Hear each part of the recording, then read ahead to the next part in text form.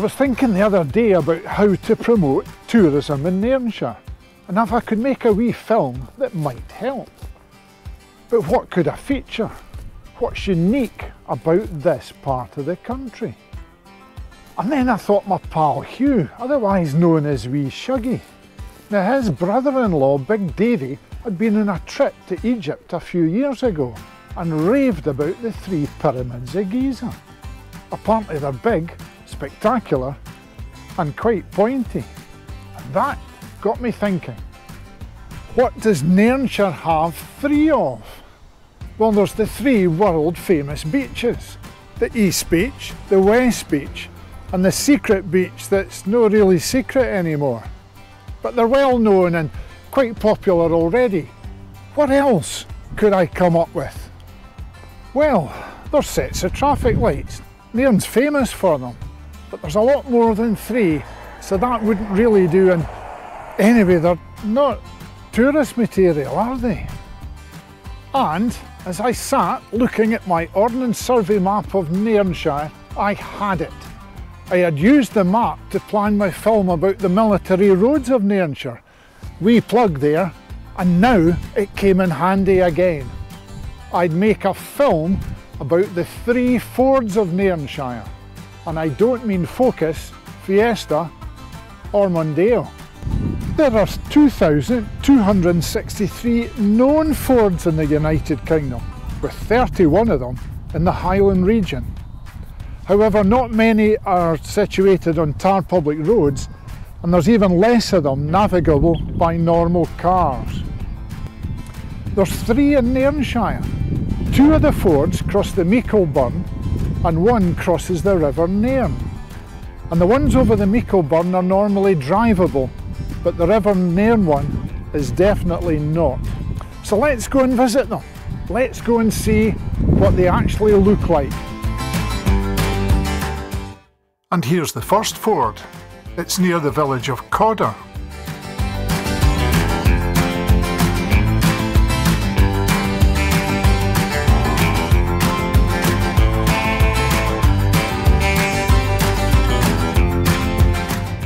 So, here we are at the first ford, and it's at Milton of Culrock near Culloden, and it's used by farm vehicles all the time. It's a deep ford on the River Nairn, and it joins Milton of Culrock on this side to Culloden Castle and the village behind me here.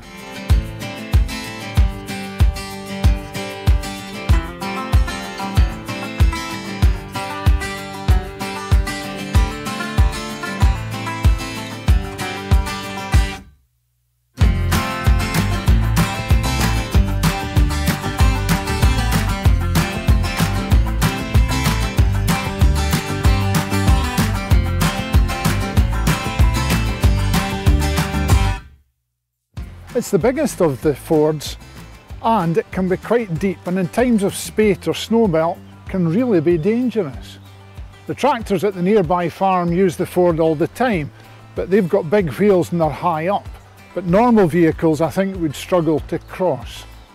Now there's a good footbridge across the river at this point, so you can enjoy the ford without getting your feet wet. Great idea really. The second ford is here at Keppernach, where the ford crosses the Meikle Burn. And this burn begins its journey in the soggy moorland away to the south of Nairnshire. It travels roughly northeast for about 20 miles, or 30k in new money. It passes through hamlets of Little Mill, Clethen, Whitemire, Brodie, Dyke, and then it enters the sea at Findhorn Bay. As you can see, this ford is of a particular design called a water splash. And the basic water splash is where the ford is culverted underneath the road at low flows. The great thing is that if the water rises, the water can then flow over the top, so it can handle excess water and still make the ford navigable. I've come to visit the ford in late autumn, early winter, and we've just had a period of about a week of heavy rain. As you can see, the ford is in full flood. The water splash is working as it should do, and although the culverts are full, the water is able to run over the top, thus preserving the roadway and the flow of water.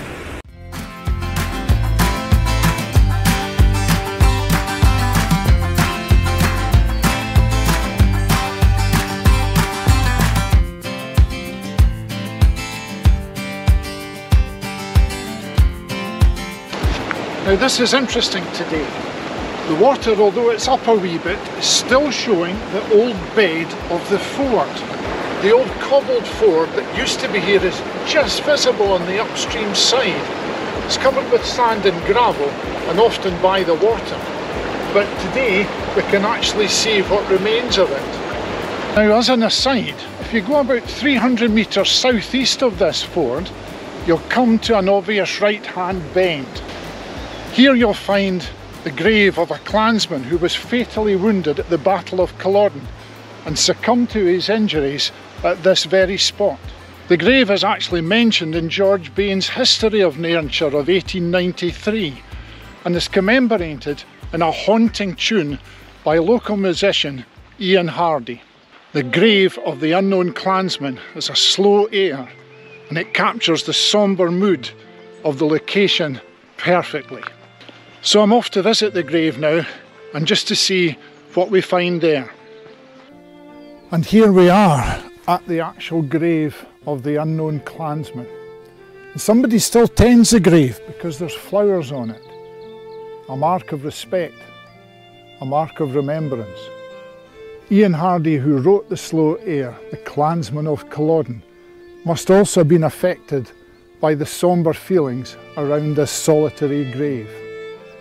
He managed to put it down in a wonderful piece of music. Sadly, Ian is no longer with us, but his music has captured the sombre and deep feelings that you get in this particular spot in the wilds of Nairnshire.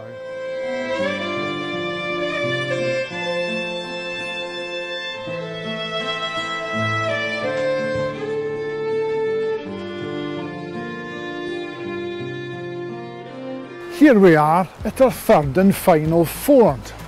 It's at the tiny hamlet of Fernighty and it lies further down the Meikle Burn than the last ford we were at. The Meikle Burn also has a bit more water in it now than it did further upstream. And I have to say, of all the three fords, I think this is my favourite. This is an excellent ford with a paved bottom, normally about 6 inches deep, but it does rise quickly after rain. It's about 2 or 3 car lengths across and is easily forded by a normal family car at normal water levels. Today it's a bit high and possibly not with my car. And further upstream, just about 10 yards or so, there's a lovely footbridge and it gives a great view of the ford as a whole. The footbridge is a lovely spot and it's great for taking photographs both of the woodland and of the river itself. And it's brilliant in spring, in summer, and in autumn the colours are wonderful in the trees round about. I can't recommend it enough. And there you have it, that's the 3 fords of Nairnshire. Each one is unique, each one is worth visiting. So I encourage you to get out and about and enjoy the landward side of Nairnshire. There's a lot more to explore than just the beaches, and you won't be disappointed. So thanks for joining me on this journey again, and we'll see you next time. Bye.